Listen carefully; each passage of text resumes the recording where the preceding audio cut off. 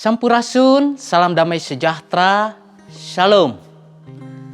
Para wargi sadayana anu dipika asih ku Gusti Yesus, dina dangat ayeuna sim abdi bade medar hiji perkawis nyaeta Pangeran Sumber Caang. Dina kitab suci anu dicutat dina Yesaya pasal anu ka-60 ayat anu ka-18 anu kieu unggalna. Anu nyaangan ka maneh ti beurang lain panon poe deui. Anu nyaangan ti peuting lain bulan deui.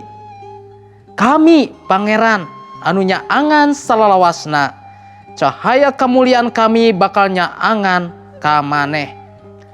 Bapak Ibu sadaya anu dipikasih ku Gusti, Gusti Allah dilebet nami Gusti Yesus Kristus mangrupikeun sumber caangna dunya. Bapak Ibu, upami urang aya di tempat anu poek kinten-kinten kumaha lengkah urang. Pasti urang rumpa-rampa, tatag-totog, henteu jelas. Kumargi poek. Tapi nalika aya cahaya caang, urang tiasa ningal sabudeureunana. Urang tiasa ningal jalan anu kedah ditempuh ku urang, henteu tutag-totog, henteu rumpa-rampa. Kabayang Bapak Ibu sadayana, upami urang ngalakonan kahirupan dina sadi dintenna henteu disarangan ku Pangeran, kumaha balukarna? Pasti urang poekeun. Bapak Ibu sadaya anu dipikasih ku Gusti, nalika urang percaya ka Gusti Yesus, nampi Gusti Yesus salaku Gusti sareng juru salamet, urang dialihkeun tina poek kanu caang. Upami urang aya di tempat anu caang, urang tiasa ngabentenkeun mana anu sae, mana anu awon. Urang tiasa ngabentenkeun mana anu leres, mana anu lepat. Kumargi naon? Kumargi urang aya di tempat anu caang. Saparantosna urang percaya ka Gusti Yesus, urang aya di tempat anu caang, urang kedah uninga naon anu kedah dipilampah ku urang salaku putra-putra Gusti anu hirupna dina caang kemuliaan Gusti. Tangtos urang ulah aya dina kahirupan anu pinuh pidosaeun. Kumargi urang mah putra-putra caang, urang kedah milampah hal-hal anu caang, anu maparinan tuladan, anu maparinan contoh kasakur jalami anu aya di sabudeureun urang.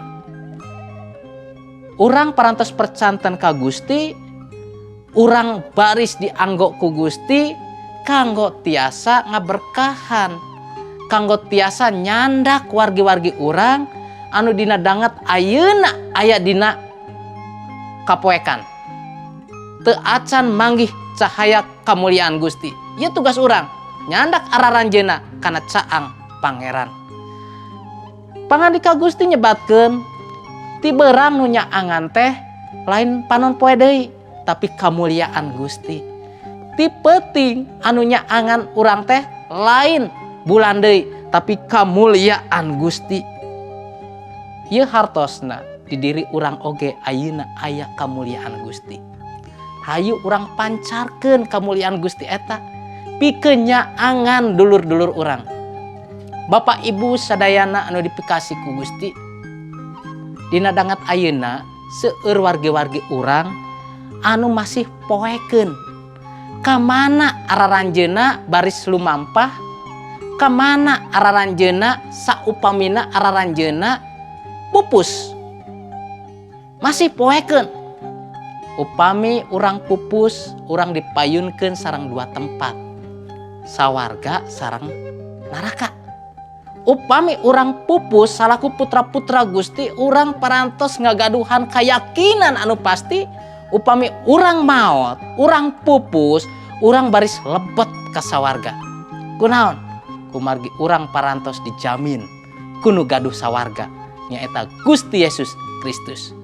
Kumaha sareng wargi-wargi urang anu sanesna anu masih keneh poekeun dugikeun ka dangat ayeuna saupamina aranjeunna disaur ku Gusti ka mana anjeunna baris datang. Aya dua tempat, sawarga sareng neraka. Ka sawarga teu acan jelas, ka neraka oge alim. Tah, ieu tugas urang Bapak Ibu kanggo nyaangan. Kanggo nyaangan jalan araranjeunna. Nepangkeun araranjeunna sareng juru salamet anu nyaangan jalan araranjeunna. Dina Yesaya 60 ayat anu ka hiji disebatkeun geura cengkat cenah Yerusalem. Geura cengkat jalmi-jalmi anu percaya ka Gusti Yesus sing moncorong kawas panon poe. Maneh bakal kasorot ku kamuliaan Pangeran. Bapak Ibu di dieu mintonkeun ka urang, hayu urang cengkat. Pancarkeun kemuliaan Gusti. Pancarkeun caangna Gusti dina kahirupan urang. Supados urang tiasa nyaangan lengkah araranjeunna. Tiasa mendakan jalan anu leres, anu tiasa nyandak kasalamatan kangge araranjeunna. Urang tos terang jalan kasalamatan eta. Nyaeta dilebet nami Gusti Yesus Kristus. Teu aya hiji pribadi anu wantun maparinan jaminan kasalamatan sanaos eta nabi-nabi iwal ti Gusti Yesus Kristus ku anjeun. Hayu urang kebiarkeun caang kemuliaan Gusti dina kahirupan urang.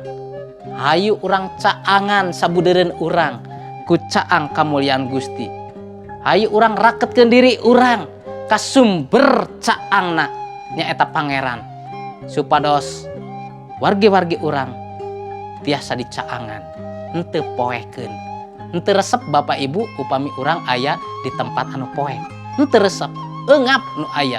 Tapi upami urang aya di tempat anu caang, urang ngaraos seger nya. Urang ngaraos laluasa. Urang tiasa ningal kahirupan. Jeung sajabina deui. Hayu urang bade ngadoa. Gusti Allah Rama anu jumeneng di kerajaan sawarga, hatur nuhun Gusti. Gusti teh sumber caangna kangge abdi sadaya.